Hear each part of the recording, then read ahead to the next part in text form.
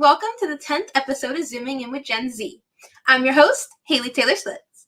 Thanks for being here. Before we get started, I would like to remind you all to please like, share, comment, follow, and subscribe. Not only does this help you stay up on our fantastic conversations, but it allows the algorithm to do its thing so others can tune in too.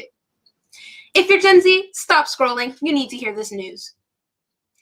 Here is how Gen Z is changing the way we communicate. We have discussed so often how Gen Z is changing and impacting our world in so many industries. And here we have another from Forbes. Hear this quote.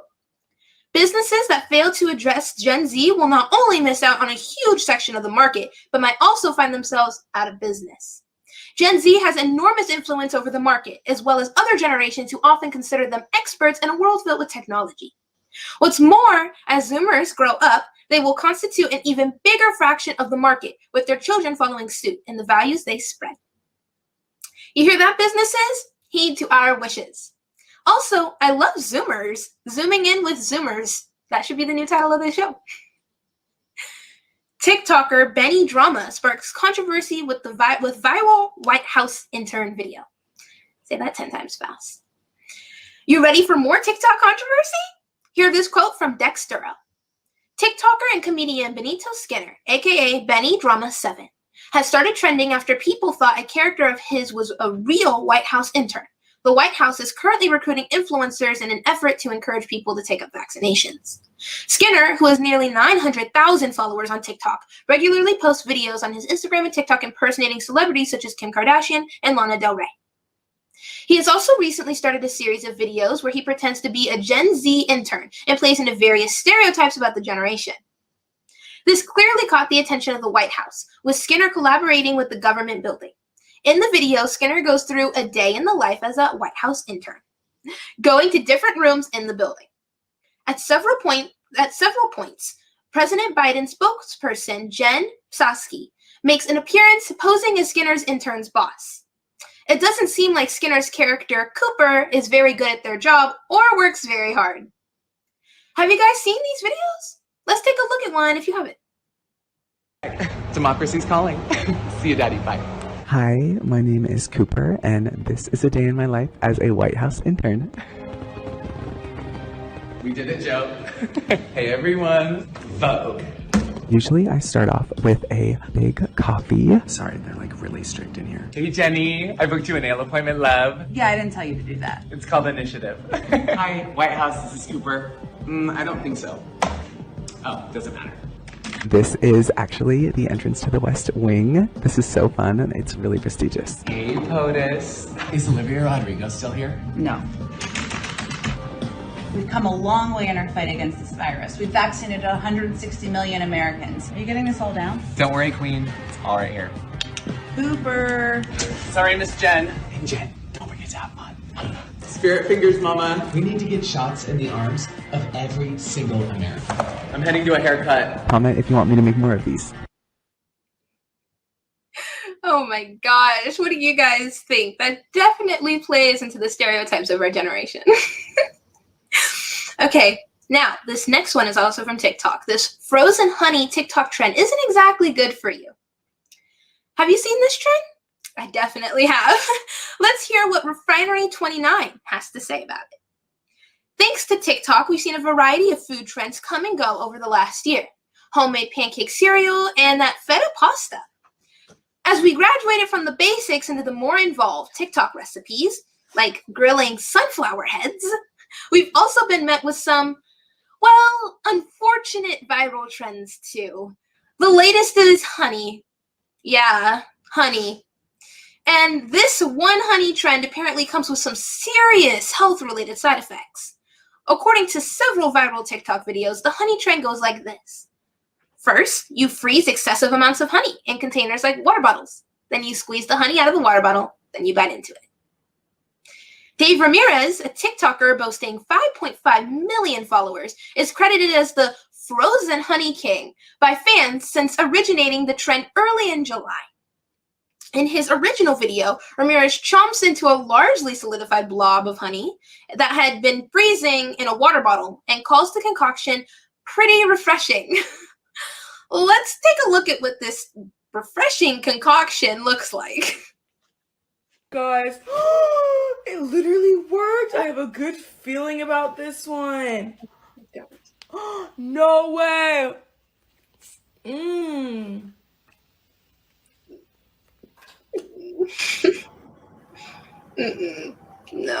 no, no. It all sounds so simple, right? Well, apparently some side effects are less than desirable.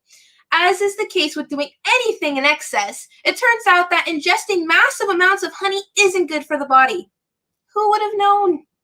The honey trend has been a source of concern for health professionals because of the pure amount of sugar being eaten in one sitting. Eating a little bit of corn syrup, such as a serving, which is a tablespoon, is not detrimental. Amy Shapiro, a dietitian and nutritionist based in New York City, told Insider when she was asked about the cons of the viral trend. However, the amount that is being squeezed out of the bottle is way more than 1 tablespoon. When you add color and Kool-Aid to it, children will likely eat more than 1 serving, especially if they're making multiple colors. Shapiro also noted that continuously eating honey and corn syrup can put the body at risk for a dangerous amount of weight gain and an increased risk of diabetes and heart disease. Yikes. I didn't plan on trying that trend anyway because eating pure honey sounded gross, but now I'm really not trying it. Have you guys tried it? If you have, please don't do it again. Now we all know what time it is. Interview time! Today we have a guest who is the epitome of success.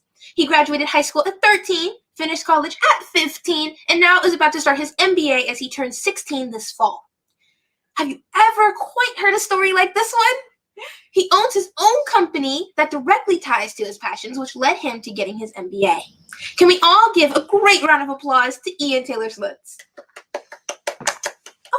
Hello. He's here with us in real life, guys. Hey, Ian. Hi. We're so happy you could join us, and I am so glad that you could join me in person. It's crazy to actually see another person on this show. Even my backstage support is virtual.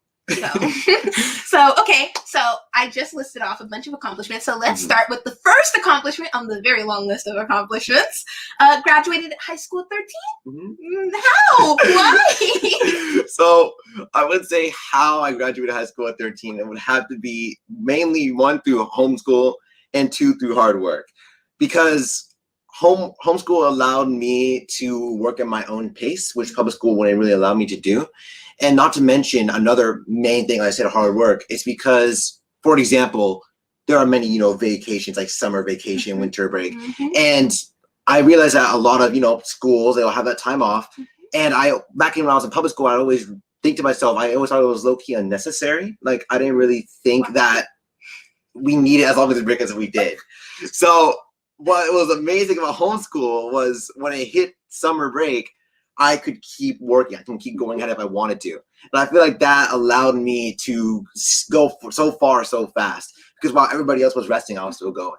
So I feel like that's mainly how I did it. Wow. Now, for why I did it, honestly, it was because I wanted to get done with my education as soon as possible. And I figured that the fastest way to do that was to, do homeschool work at my own pace. And my own pace was faster than usual. And I feel like that's how I mainly did it, for sure. Wow. Are you guys hearing this? He wanted to work over summer. Like, I don't know. You don't hear that every day, guys. Okay, so what motivated you to take the path you did? What motivated you to work over the summer? Well, like I said, firstly, it's because I felt like, firstly, I want to get done with, education. Like I said, I want to get done as soon as possible.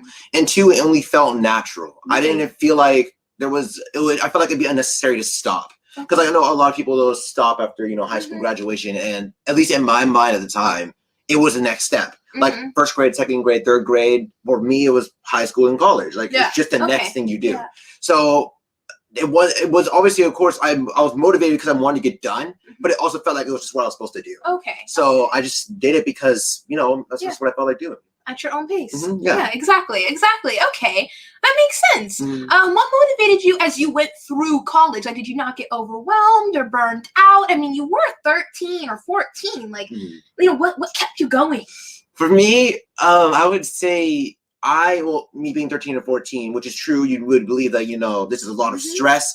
But for me, it felt natural because I felt like with the educational, the classes I was taking, it felt like I belonged there. It didn't feel like it was too much. So in terms of, burnouts and stuff, I didn't really have those because I feel like burnouts are usually caused obviously by overworking too hard, but also through stress. Yeah. And since I wasn't really necessarily stressed out, that wasn't that much of an issue for me. Wow. So I would say it wasn't that big of a problem for me. Motivation, of course, like I said earlier, was just getting done with education. Yeah, so this really was at your own pace. You didn't feel like you were close to burning out. No, not at all. Wow, okay. It was right at home. Wow, yeah, that's his comfort zone. Okay, so how did it feel graduating at 15? Did you feel like, this was like an accomplishment, or like you said, this was like your first grade, second grade, third grade, high school, college? Was it just like an expectation or just normal for you?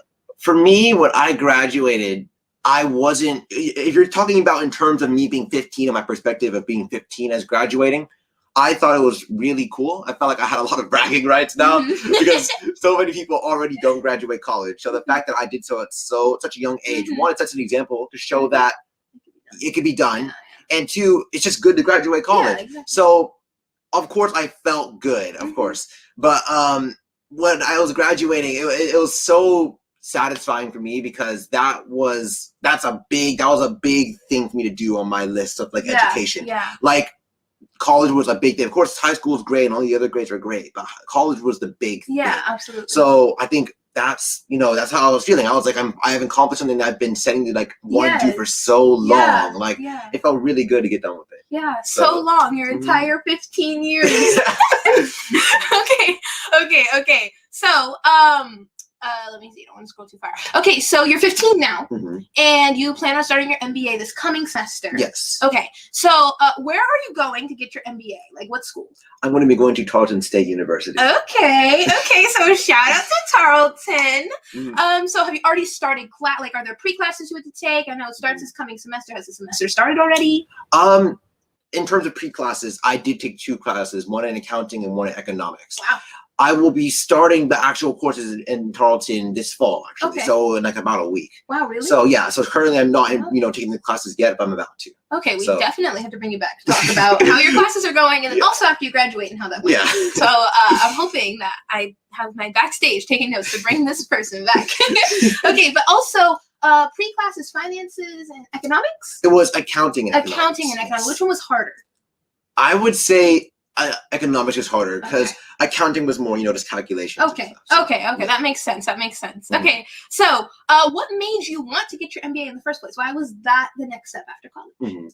The reason why I wanted to get my MBA was because I actually have a business. Really? And since I run this business, I felt it is important for me to understand how business works. Absolutely. So me being the CEO of my business, I'm hoping to grow out. It only makes sense, at least in my mind. It only makes sense for me to actually understand how it works. Absolutely. That makes sense. That makes sense. Another accomplishment, guys. He casually owns a business. Okay, so you have this business. What is it called? It's called Calamity Gaming. Calamity Gaming. Okay, so what motivated you to master business administration? Like, was it you were not interested in MBA before your company, or have you always been interested in masters in business? That's why you started the company. Like, I guess which came first, the idea for the company or the idea for an MBA? The idea for a company, most definitely, because the MBA came after the company because, like I said earlier, it just feels important to be educated in the field. Okay. So what does your company do? What is Calamity Gaming? We host video game tournaments and esports aimed at younger audiences. Okay. So, we'll host gaming tournaments and events with games like Super Smash Brothers, Fortnite, Mario Kart, all the hit games. Yeah. I love video games. Okay, I'm sure our viewers do too. So I'm sure we're all wondering now how we could get involved. I know with COVID, things are probably difficult to get people together to do a tournament. Are you doing virtual tournaments? I mean, I think we're all hyper listening now to how we can play these games. So, about virtual tournaments, I have been wanting to do virtual tournaments for a while now. The only things I know a lot of people ask me like yourself, well, is there going to be virtual tournaments? Like, can we keep playing? And I would love to do that, but some a reoccurring, I would say, problem in doing that is sometimes the game that we're trying to host may not be well fit for that. Okay. It's not well suited for unofficial tournaments. It's designed for the bigger tournaments. So that's probably the reason why there's a lackluster of online tournaments. Not because we're not trying to, just because it's hard with the game we're using. So, yeah. So transition period Yeah, right exactly. now. Okay, got it. Okay, so speaking of like the future, maybe future, tournaments and stuff, are you getting your MBA so you can make Calamity like even better and expand on it, or are you planning on starting like a new business? And if you are, please drop all the details because we're definitely following you. So I'm mainly hoping to use my MBA to grow up my business already because I'm already passionate about what this business does. Yeah. So I would say I'm just getting my MBA to, grow up my current business already. Yeah, okay, that makes sense. Yeah, definitely. You already have this great idea. I might as well invest in it. Yeah. So do you think your MBA will be your last degree? And if so, what do you see yourself doing after, like, working on Calamity, like you said, but do you think that you will eventually start another company or maybe work for an already established company and be their business administrator? Like, do you know? So the plan originally for me is to, of course, get my MBA. And once I get my MBA, I have, 3 options. 1, I can grow up Calamity. 2, I can already work for other companies with this MBA. Absolutely. So that's already another, great thing. And 3rd, which I'm still considering, so I can't give an exact answer, I may, after getting my MBA, if I'm still feeling like pursuing education, I may try to become a doctor like my mom. Oh, like a medical doctor? Specifically radiology. Okay. I always liked X-rays. Okay, that's awesome. Are you guys hearing that? A business owner, an early graduate, and a doctor. Why not add doctor on top? Just throw it in there. Yeah. Okay, that is pretty awesome. Okay, so I'm sure our viewers are wondering, like, what I want to do this. Okay, so what advice can you give to our viewers who are wanting to switch up their educational path from like the public highway? Like, where should they start? Any advice on how to get through this like potentially drastic change in just environment and structure? Like, is there anything that they should definitely avoid or definitely do? Like, general advice. Yeah. So in terms of changing up their educational path, I would say, well, in my personal experience, it was homeschool, but I understand not everybody has the resources to do homeschool. There's a lot of commitment. Yeah, absolutely. So a good alternative for, instead of doing homeschool, I would say doing honors courses, AP classes, because those always contribute to credit. Absolutely. So I feel like in terms of actual physical, what you're going to do for education, I would say more like one of those 3 specifically. Absolutely. But in terms of like advice, what I give to people who are trying to do this, I would say is 1, believe in yourself, because I feel like that's really important. Mindset matters. There are a lot of studies that show that mindset has a great effect on how your take on things. Yes. So I feel like in terms of actually wanting to do it, is make sure you're in the right state of mind. Yeah. And Absolutely. and consider all the options. Absolutely. You guys hear that? Make sure you're considering all the options. And while considering them, know that you can do any of them. Definitely believe in yourself. Okay. And so for the other side of our audience, or maybe the same side, maybe everybody is wondering, who knows,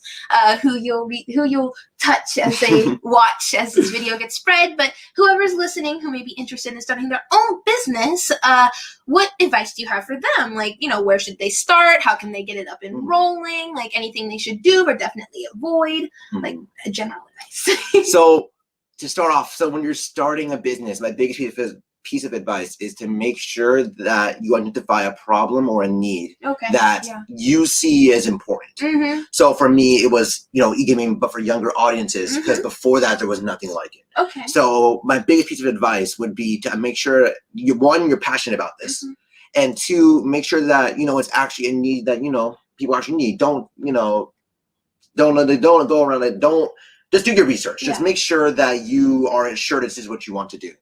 And in terms of getting up and rolling, which is also another concern, I would say, well, for one, at least what I did was I saved up, of course, because it does take money to start a business, especially if you're doing one like mine. So even services as well, like you're going to need, and you can get investments, but that's a bit, a bit more complicated and harder. And for me, who's younger, that wouldn't be as simple as it would, for other people. So I would say my main piece of advice for getting started is just saving up. And one thing great about taking this route is you can actually see if you're committed to this. Because saving takes time. So, and maybe you may have this business idea and it may be a one-night thing. You won't even know. You may be really motivated, but tomorrow is completely different. So I feel like by saving up, you're also ensuring yourself that this is something you actually want to do. Absolutely. So, I think it's important to You know that you want to do it. Yeah, give yourself time to actually make sure that this is what you want to do. Yeah. Mm-hmm. Okay. So that wraps up this interview. Guys, definitely follow Ian, like on Facebook. It's Ian Taylor Schlitz. I know that because I follow him. And Calamity Gaming too is on Instagram under Calamity Gaming. I also know that because I follow them. So definitely check that out and make sure you support them in their fantastic journey. And you're definitely going to want to be following because we will have Ian back probably several more times on the show. So definitely make sure you follow this show and share and make sure that other people can listen to Ian's story. But follow Ian, follow Calamity so you can stay up on video game tournaments. Number one, I mean, who doesn't want to stay up on that? But number two, what Ian does in his life. Well, like I said, that's it for this interview, guys. I know it's sad to see him go. Literally, he will get up and leave, but also from the episode. But I know we all can't wait to see what you do and where you go in your future and what else you master. Thank you for having me. Yes. Okay, finally I get my couch back. Bye, little brother.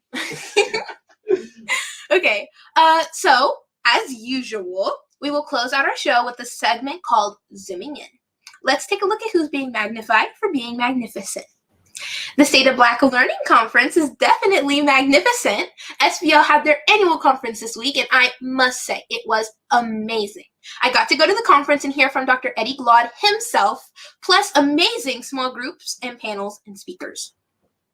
Dr. Glaude is so inspirational, incredibly smart, very articulate, and overall an empowering vocalist and vocal activist as he speaks up on the most important issues our country faces, from racial justice to education, and even the two mixed together. One quote I heard at the conference from Dr. Glaude was to turn your rage into motivation. Not only does this apply to anyone and everyone who hears that, and anybody who's doing anything in their anything who's on earth, but it describes exactly how to be the change you want to see in the world. When you are enraged after witnessing the injustices in our society, turn that rage into motivation to change. Change our systems and change the world. Change who has the power to change how it is used. Be the change. The SPL has these fantastic conversations going every year to engage our community in the pressing issues in our educational system. SPL, thank you for the work that you do to bring attention to the ongoing racial issues our country faces, our schools face, our educators face, and our students face in our educational system. Thank you for doing this conference and talking about the issues nobody else is talking about. Your Zoom call to action, you may be wondering, after being so enraged and empowered? Get invested. Turn your rage into motivation. Raise awareness on social media, in your social circles, and in your communities. Open the eyes of those around you. Work on campaigns. Advocate for policies. Intern at organizations. Join or start a club at your school. Use your voice to protest, and definitely protest to the polls. Register to vote and vote. Your Zoom call to action is to turn your rage from the injustices of our industries and the injustices of our society into motivation to be the change you want to see. Any movement toward motivation to be that change is a success, from a social media post to running for office. And if you're not enraged, you need to ask yourself, what's wrong? A wise word from Dr. Glaude. Also, follow the State of Black Learning on social media and attend their conference next year. You will not want to miss it. Their conferences are always fantastic. I've been to several, and the most recent one was amazing. And that's a wrap. For episode 10 of Zooming In with Gen Z, it is officially closing. I'd say this episode was a 10 out of 10, just like the rest of the episodes. Thanks so much for joining us today. Please like, share, comment, follow, and subscribe for more. Plus, when you do that, it allows others to check out our conversations too. In 2 weeks, we will be back here at 2 p.m. Central Time with some important news and an important person or two.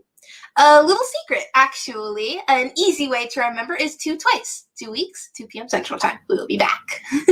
A shout out thanks to Citizen Ed for providing us with this platform to talk about the issues we care about. See you guys in 2 weeks. How do I zoom out on this thing?